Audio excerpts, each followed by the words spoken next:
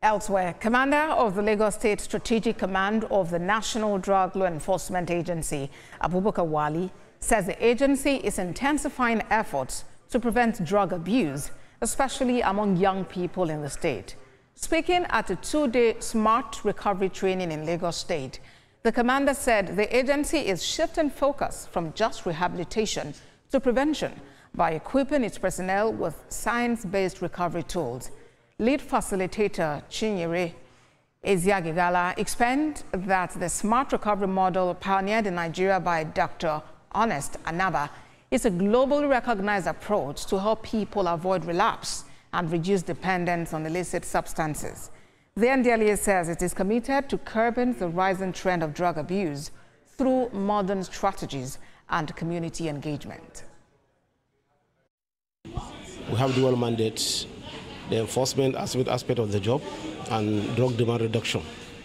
So this time around, we feel that enforcement is not alone. We need to balance the two. So this smart recovery is something that has to do with this drug demand reduction.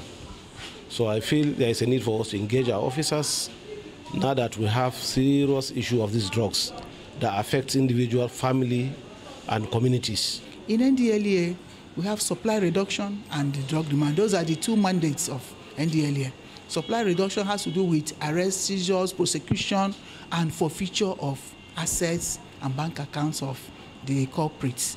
While the drug demand reduction has to do with sensitization, drug preventive education, treatment, rehabilitation, right? So we now have to put emphasis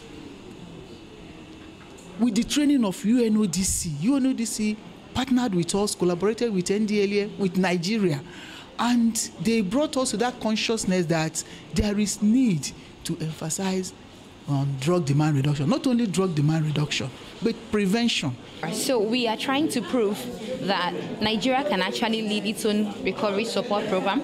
We have adapted our smart recovery to fit into our context, and that's why the NDLEA has conveniently adopted it and will adopt it continually into their programs. And we understand that the clients we are hoping to reach are not just in the clinic. We're taking our solution beyond the rehabilitation homes or the clinic settings. We're taking it to the governmental agencies, into correctional facilities, and so on and so forth. So yes, that's why we're hosting this training as a very important sliding board for what lies ahead of us in the future.